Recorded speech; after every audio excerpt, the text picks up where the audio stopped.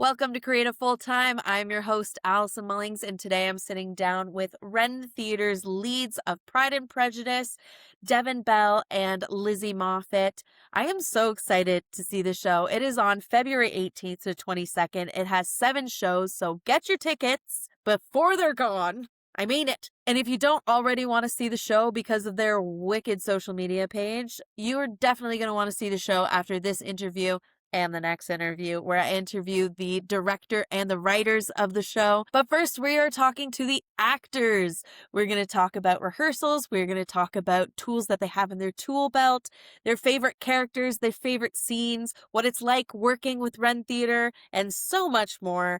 Please enjoy this interview. But before we get into this interview, if you could hit that subscribe button, it would mean so much to us, and it doesn't cost you a damn thing. Thank you, first of all, for jumping on and doing this so last minute. I'm so glad that we could get it done before you guys open on the 18th, right?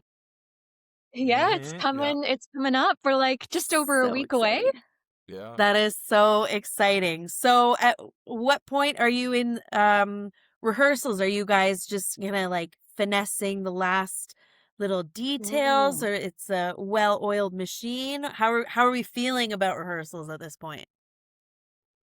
Rehearsals are a lot of fun. Like they never stop being an incredible amount of fun. Right now we're doing full act runs, trying to get everything as seamless as possible and taking our time while we can afford it to really zero in on those little small details and try and make it as crisp as possible.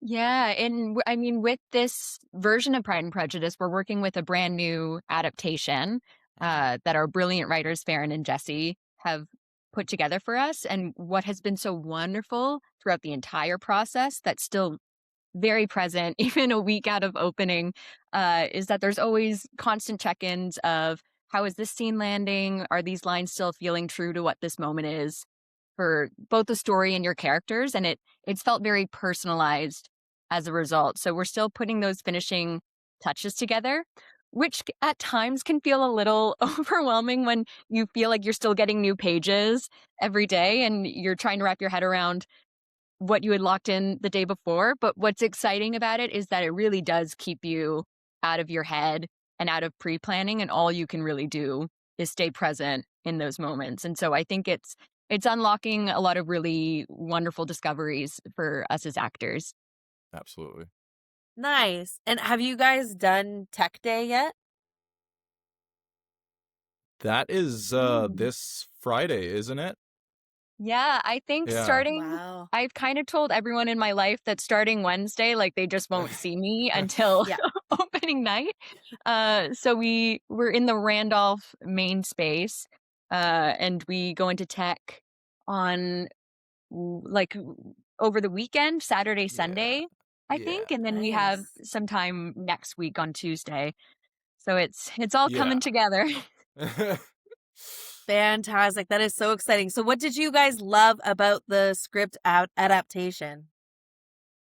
Oh my god. I mean, immediately I was just blown away by how hilarious and charming it is. Like, I loved the book. I was totally a newbie going into it, and already I was blown away by the humor in Austen's writing and the wit that is there. And then when I opened up Jesse and Farron's script, it was like immediately they take all of that wit and that cadence of Austen and they codify it into everything about the characters, the settings, the way the scenes transition into each other. Like it's just a nonstop ride of heartfelt humor and love and really really interesting character pieces. It was just it was really awesome to read and really refreshing too, because it didn't feel like I was reading a one-to-one with the book. It still felt like it was its own thing, and it was like really fresh and exciting to read. Like I Mm. wanted to get to the next scene because I wasn't quite like sure how exactly it was going to be compared to what I knew from the book, and I just loved being surprised on every page. Yeah, and Nice. I mean, Pride and Prejudice itself was already revolutionary for its time. I mean, the social commentaries, a female writer, um, and so it's been really exciting to see how this version has just carried that onwards. And you still have the beautiful aesthetic of this Regency era England, but the sensibilities of who we, how we exist as a society today, both in things that we still need to work on as a society, but also how far we've grown. Uh, and what's great about this adaptation too is that it really isn't only about the love story of Darcy and Lizzie. You still get a lot of that, but we've had the opportunity to flesh out all of these other characters as well. Like there's a new and improved version of Mrs. Bennet, which I think people are really going to take to. Um, there's beautiful discoveries between characters like Mr. Collins and Mary, and really getting to see them be put in the spotlight, which I think people that have loved previous versions of Pride and Prejudice, I think they'll really take to that, hopefully. But I think it'll also be a great first introduction for anyone that maybe isn't familiar with the story. Yeah. Fantastic. That's awesome. And acting as a first of all, I love interviewing actors, as you can tell. Like, look how good the lighting is, and your setups are fantastic. You can Ring always light, tell the we're like, backdrop. these are actors. I love it so Yeah. much. Because you're an Thank actor you. yourself, right? Yeah. Yeah, I'm just using natural light today. Yeah. It's the Hey, it best light, works. baby. It works great Yeah. too if you got it. Right. But yeah, I love it. And for acting and portraying characters that people may be really familiar with, is there an added pressure, or what things have you taken from performances you've already seen? How did you want to approach this character in your own way? Hmm. This, yeah, no, that's a great question. I've only ever seen the 2005 version of Pride and Prejudice on a really bad flight with poor earphones, like 2 years ago. So like my memory of like what was going on in that movie is like a dream at this point.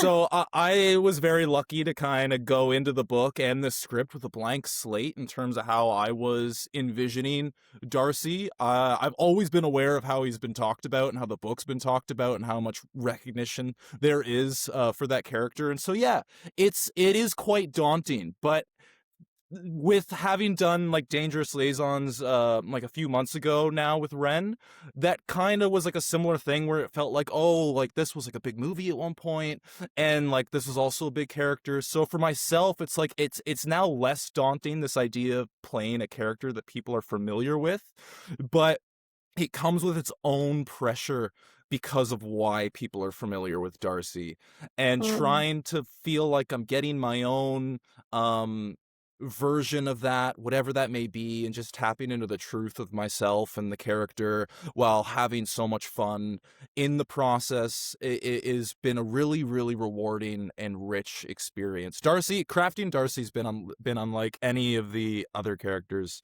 that I've ever done. He's a very interesting enigma, and it's been a very rewarding process. Mhm. Nice. Yeah, I very similar to what Devin's said. Uh, I really love Pride and Prejudice, and so if anything, I've been using it as a fun opportunity to get acquainted with other versions that I maybe hadn't seen. I just recently did the Pride and Prejudice and Zombies, which I know is a little there's a divide in whether or not it's that great, but I really enjoyed it. Um, I'll be real. There was definitely a bit of pressure going into it, and thinking about tackling one of the most beloved female protagonists of all time. But I think for me, I'm quite fortunate that so many women in my life, in particular, really have this beautiful, sentimental love towards Pride and Prejudice, and so I've been trying to use it as an opportunity to compile all the people in my life, what they love about the story, what they love about the character, um, what I love about those women that love the story, love the character, and bringing it together as like Lizzie's really started to just feel like a love note to all of the fantastic women I'm surrounded by, that are so clever and so self-possessed, and so sure of themselves, and finding that those moments where I'm like that in my own life, and also finding chances where Lizzie's really given me permission to take up more space, which is easier said than done. So I've just gotten to lean into the excitement of it rather than feeling like I need to replicate anything or be a certain version that people have liked before. It's been fun to find my own path. Yeah. Amazing. I love it. And as actors, do you have a favorite tool in your tool belt? We're always talking about tools and tool belts. Tool Is belt. there any Hmm. specific little trick or way you like to get into character or any tool you like to use for this production run? Mm. That Oh, that's tricky. I mean, yeah, I got a little actor toolbox. You know what I mean? Filled with Right? like all the like the little stuff like when you're going into you know, text analysis and what have you. But my favorite things are a combination of spontaneity with like just taking the text and just kind of doing whatever you want with it. Like giving yourself a few runs at it or like a series like take 30 minutes to an hour to 2 hours and just like do it every which way you could possibly think of, even if it's out of character, and not like not in a way where you're saying like, oh, each one of these runs is my serious way of doing it. Like, of course, if you're going out of character with it, it's really just more experimental to see what kind of like nuggets could possibly lie within the different cadences and different rhythms of different ways of saying these things. And sometimes you happen upon something that's like really really special and unique that you may not have found if you just kind of stuck to a certain rhythm or a certain idea. And then in conjunction with that, I like to seek out a lot of music and kind of get in an internal melody playing within my body and my mind and like the character's heart and try and find where that lies in conjunction with the different rhythms that I'm exploring and finding where the harmony is. That's my favorite kind of stuff. mm. I was Fantastic. just gonna I was gonna say the cast group chat was going off recently because we all discovered that we were doing our own individual playlists for the show Yes. and for our characters. And so similar to Devin, it's fun to it really informs how those other actors are seeing their character through the contemporary music that they're using to inform, what artist would Jane listen to? What's on Darcy's music rotation? So definitely playlists.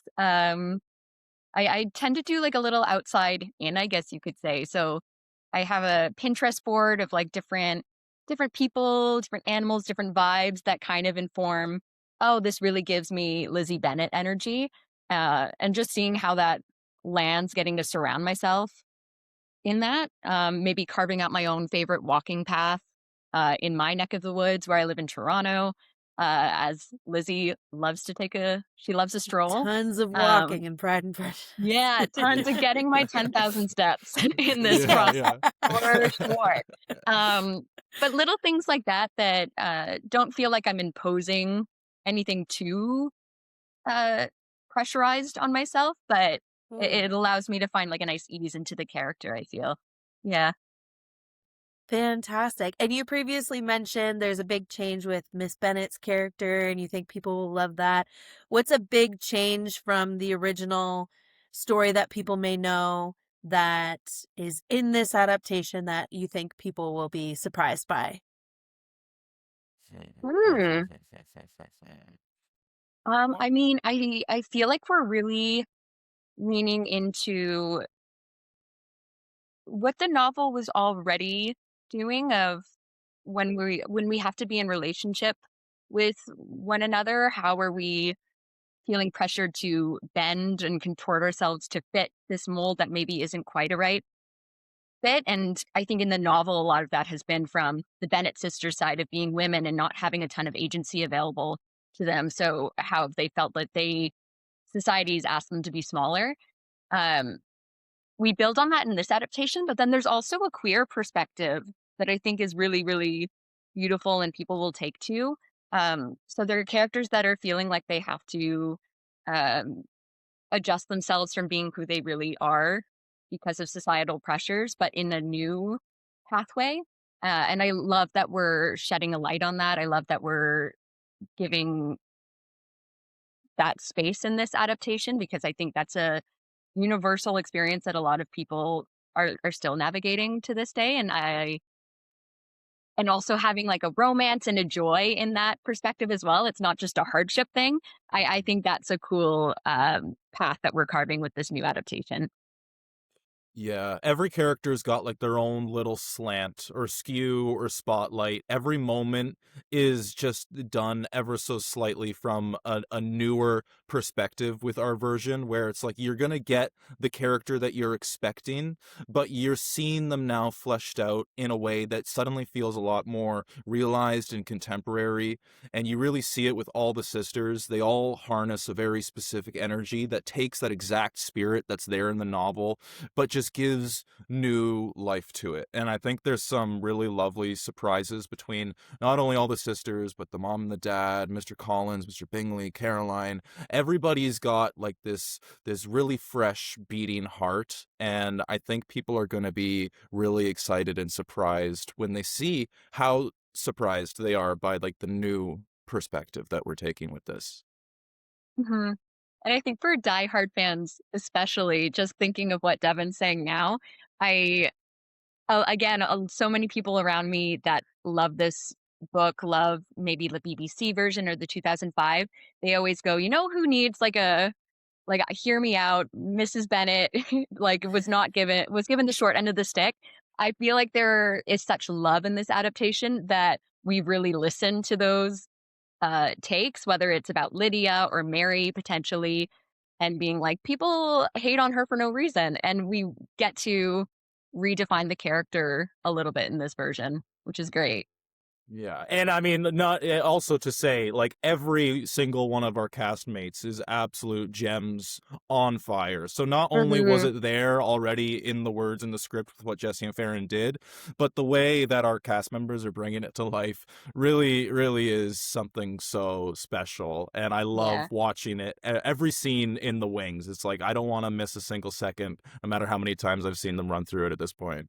Yeah, it's been great to see how much ownership everyone is taking over their own parts and also getting it feels like doing a play from when you were like 8 or 9 and there's this playfulness and excitement of building a new thing with each other. It's been so joyful getting to go into rehearsals every day with it. Awesome. I love that. And speaking of scenes, do you have a favorite scene or maybe a favorite relationship that your character has throughout this play? Oh my Uh, goodness. I know, oh hard to man. narrow it down, and you got a stellar cast, but The Yeah. show all about relationships too, so I'm putting like the family tree in my head. Hmm. Yeah, I honestly I get them a lot of fun between the relationship between Caroline and Darcy. Jessie, our writer, I mean Jessie McQueen, she plays Caroline in this adaptation, and we also work together as the two leads of Dangerous Liaisons. So we have a great kind of chemistry and rapport, and there's a really fun dynamic and sense of banter between those two characters in this story. So every time those scenes come around or her character's presence is involved, it brings in the sense of mischief that sometimes isn't quite there because everything else is just so lovely. And I love the relationship with Bigley for its own reasons, and obviously with Lizzie, like there's a really fun dynamic and fire that exists there. But Caroline's just got like this little it's this unspeakable fun and mischief that just brings a lot of love to it. nice. Yeah. I would say for myself, the Bennett household scenes are utter chaos. It's like what you would imagine a house of five sisters would be like, and we really leaned into that. And because everyone is really found a clear sense of self within their characters, it just gives us that much more to work with when we're interacting with each other. We've kind of been calling ourselves the Spice Girls now because they've got a bit of Love. edge to them in this version, which I love. Um, and then in particular, I have a real fondness for the space we've given to explore the relationship between Lizzie and her mom, Mrs. Bennett, because I think Mm. those complicated mother-daughter dynamics are so real. I've seen it, I've been a part of it, and I don't even know if there are words to describe that, just not understanding one another and then getting to a certain either life point or experience where Mm. you're able to be like, "Oh my gosh, I've actually taken a lot from you, and I'm so grateful for that, and I really see you for all your humanity, even if it's things that, like, weren't so great, but also, wow, you did that all for me," and unlocking that new level of understanding. That's felt really beautiful, and it's our Mrs. Bennet, I Jennifer, I cannot speak highly enough. Um, Mm. yeah, that I really loved getting to explore that relationship in particular. Fantastic. Yeah, there's a weird thing about hitting the age when, like how old my mom was when she had me and being Yeah. like, Mm. "Oh, you were a baby." Like, I feel like Yeah, a well, baby. it's just you can't find that compassion.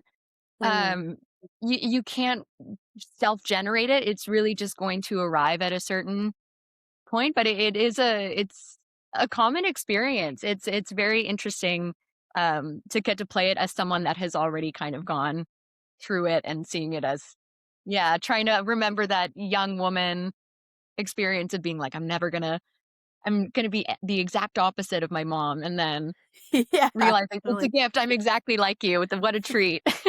Yes, yes, exactly, exactly. That's awesome.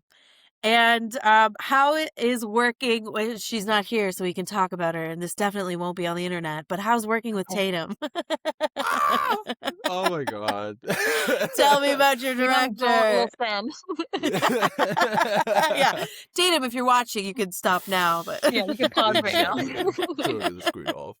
Oh my god, now Tatum is just incredible. Every single time, I love working with Tatum. Like she knows how to bring the energy, she knows how to bring the fun, and she knows how to direct a goddamn good show. Like she's got such a wonderful mind, and just to be a part of the chessboard that is her putting it all together is its own fun experience. But then getting to know her as a friend and just being able to enjoy the atmosphere and the vibes between her and the cast and all of us, like it's just as Lizzie was mentioning, it is such a reward every single day, and going in and looking forward to that, even if it's a stripped down rehearsal where it's just a few of us there and Tatum and what have you. It's like hell yeah, like it's such a fun time. Mhm. I Awesome. there's a real level, and it might be from, this is now the 4th production I've Mhm. Yeah, had the you've both opportunity to work with both Tatum on. worked with her many times, right? Or at least once Yeah, before, right? Yeah, Yeah. I absolutely. know. Yeah, no, I think It's a this is good sign. It's a good also sign, yeah. Tatum. Whew. No, very good sign. Yeah. And I mean, I first started working with her on Little Women in 2024. So to think, well, Right. like not that long ago, and yet 4 shows under our belts now, It's it's amazing. such a testament to her work ethic of someone trying to build an indie company and really be part of the indie theater community here in the city. Um, and I think there's just something so emboldening and inspiring about working alongside someone with that drive that just makes you Mhm. want to work that much harder. And Yes. she gives you the tools as a fellow collaborator of this is what the world of this show is going to look like. This is what I see without imposing anything on you. She still gives so much freedom and trust to her actors of I really want to see what your take on this character is. Mhm. Um and instead of feeling like you're flailing or you don't have all the tools, it just really feels like uh, a vote of confidence. She's in all of our corners in a very big way on top of she's doing marketing for Ren. She's the director, the artistic Beautiful. director, costume designer. I mean, she's often making So these many costumes hats. like handmade Oh yeah. What? from the very Yeah. beginning. I don't know how she does it, but That's nuts. it's been such When a does she joy sleep? to work with her. I know. We don't I know ask if she her that does every day. actually. That's the key. Yeah. Yeah.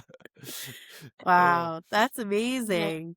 And as an actor, what do you love about like what makes a good director to you?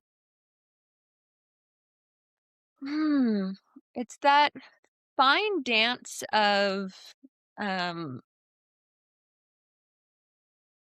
having a clear sense of vision and opinion of this is the angle we're going on in this story. This is really what I see the potential in it, as well as the willingness to really be a collaborator as well. I think the best leaders are often, I tend to consider them facilitators, because they're not just enforcing their opinion and their stake on things. They have the confidence in their vision enough to open it up for other people to add to that skeleton until it really is a full ensemble creation.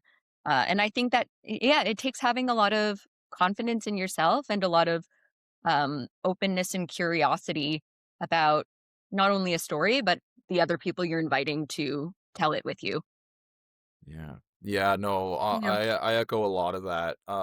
Yeah, I'm willing to work with like so many different directors of different like aesthetic and creative minds. You know what I mean? But ultimately, when it comes down to the core essentials of a good director that I'm looking for is exactly that. It's clarity, specificity, a willingness to play, and a cultivation of creative and beneficial individuals to what you're trying to create. Because if you're just cultivating people that are just going to be problems in your own process, then that makes for difficulties, and if you're not willing to play, then it makes it more sometimes of a rigid experience when filmmaking and theater making is a very collaborative process from so many different point of views. So to at least have a door open to those ideas is important. And clarity and specificity. It's like, if we're not being given direction, if we're not being told what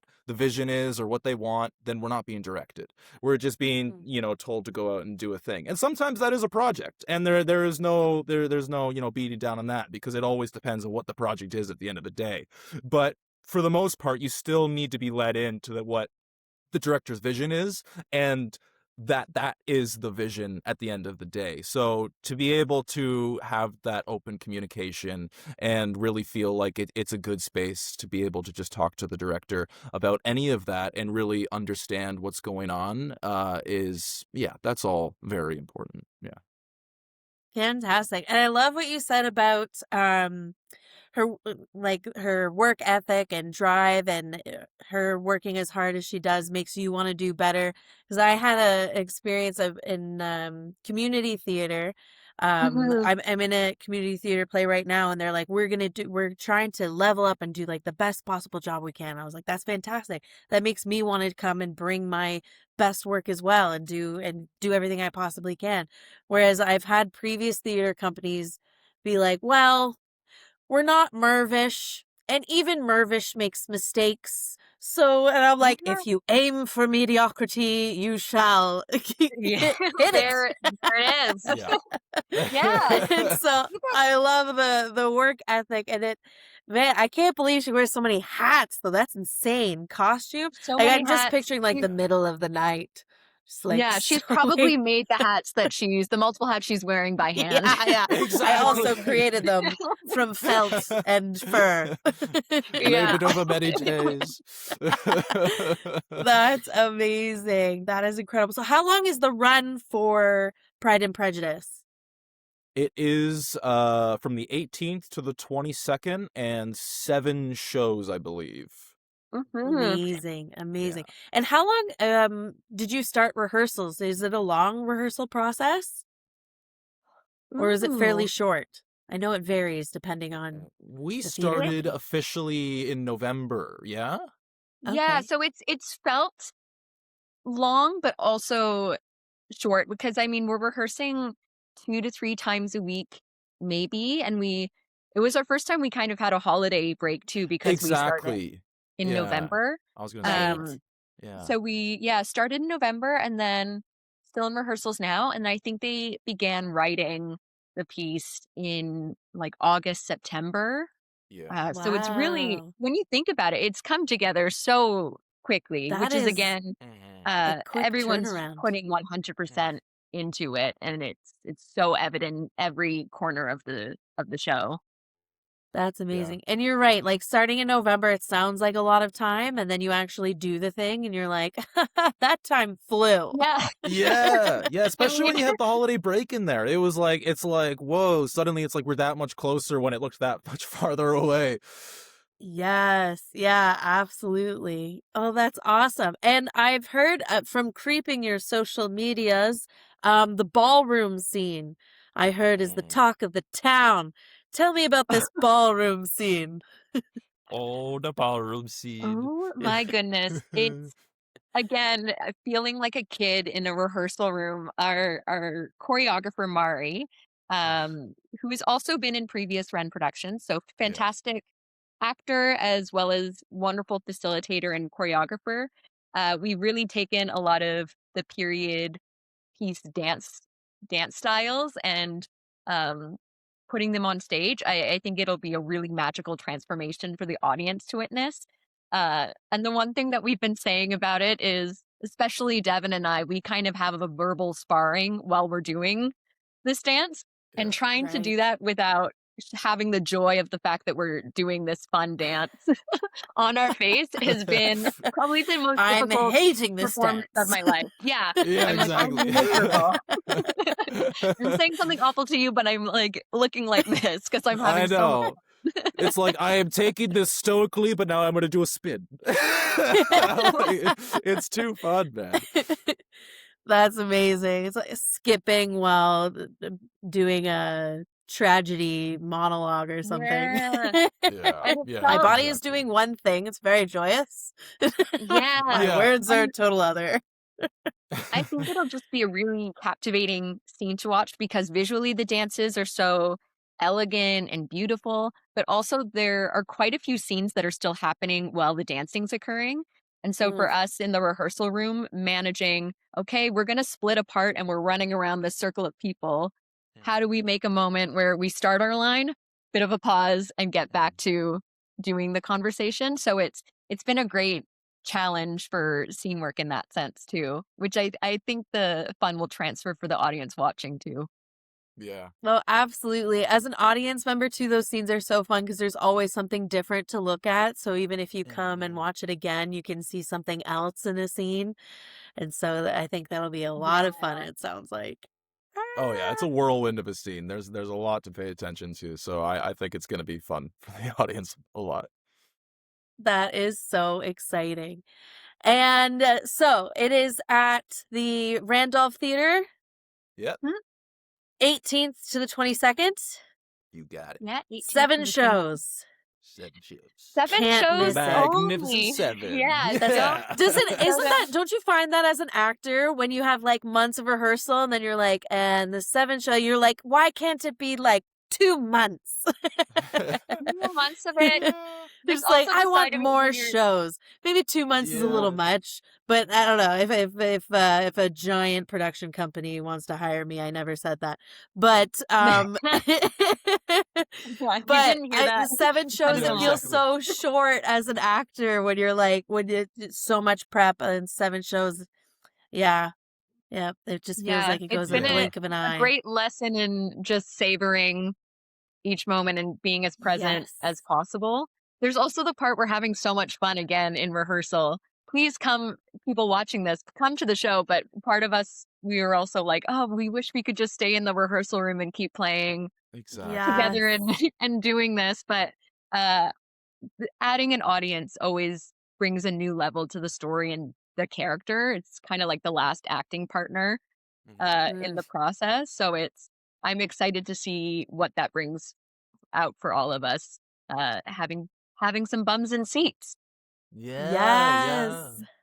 That is so exciting. I am so excited to see Well, this show and see how what changes are made and what characters get to do and mhm. I'm so exciting. Sounds so cool. Um anything else that you wanted me to ask you or anything else that you wanted to talk about before we sign off? I know Devin, you had another show that you wanted to talk about briefly just that's upcoming, right? Yeah, yeah, no, Ugh, in drop April, it. in April, I'm gonna be doing a production of Venus and Fur, with Ravensquill Productions. It's at the Berkeley Street Theater. We'll be in the upstairs Theatre, and I've got one of my lovely co-stars from this, Lizette Meinhardt. She's going to be joining me for that as well. It's going to be the two Amazing. of us, and Lizzie's also a part of that. She's going to be working with us as our intimacy choreographer, and so Yes. it's a fun little Wren reunion with another theater company with a really really great piece of writing, and we jump into rehearsals for that immediately after we finish the run for this. So it's just Yeah. kind of it's back to back shenanigans all day long. Very Oh different no, back to shows as back well. jobs. Yeah, so busy. Woo. That is awesome. And quick question before we go about the intimacy coordinating work that you do. When Yeah. you're starting with a scene and there's intimacy involved, how do you break the ice and get everyone involved comfortable with scenes? Ooh. And I'm I sure it must be a case by case basis, but Yeah, and it's also the balance of, depending on production limitations, sometimes you don't have a ton of time, and you're that's true. always you're kind of running down a clock, it can feel like. So I always like to remove the pressures of specific things in a scene or in a moment in the show, and just have it be working with the two actors through some exercises that just get them familiar with interacting with each other and also uh, getting some body awareness for themselves.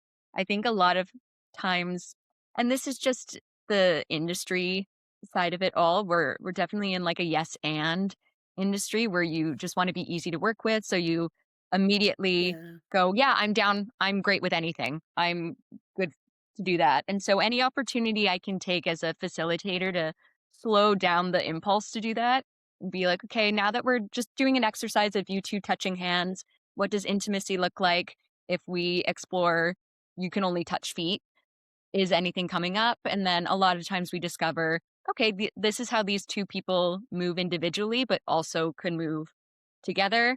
This is also maybe we're discovering what you're not comfortable with. And that's great. It gives us more information and allows me to get a sense of how to work with these two people in a physical sense where I'm not imposing choreography on them that's Mm. counterintuitive to what their bodies naturally want to do. But again, I'm working with the information and who is right in front of me. Um, so, baby steps and things that take the pressure of immediately launching into intimacy. And it's really just, finding a shared breath, connecting through eye contact. Um, it's yeah, it's really interesting how much comfort is built just on that alone. So anywhere I can slow down or what is often a rush process is what I tend to focus on first. Yeah. Oh, fantastic. Good to know. Good to know. Mhm. Well, thank you so Yeah. much. Everybody go see Pride and Prejudice happening the 17th to the Yeah. 22nd. Because if you miss these 7 shows, you're going to miss out 100%. So, Yeah. gotta Really go good see way to it. do Especially it. Yeah, Valentine's month. Like join us Ooh, exactly. for what a brighten good that date story. night. Oh my gosh, yes. Think Yeah. about it. Yeah. Yeah. If your partner is not taking you to Pride and Prejudice for Valentine's Day, leave them. No. Yeah. What are you I'm even very doing? dramatic. What's up? Are we okay? Yeah, exactly. Perfect. Well, thank you so much again for taking the time. I so appreciate it. No, Thank you, thank thank you, you Thank for you thank so you. thank you for much. having us. Yeah, Oh, this my is awesome. pleasure. Enjoy your run. Thank you so much for listening to this interview. Stay tuned for the next interview where I talk to the writers and the director of this production and we get a little more look and peek-sees at the behind the scenes stuff. And be sure to grab your tickets before they're gone. They're on February 18th to the 22nd. 7 shows only. So get your damn tickets and I'll see you at the theater.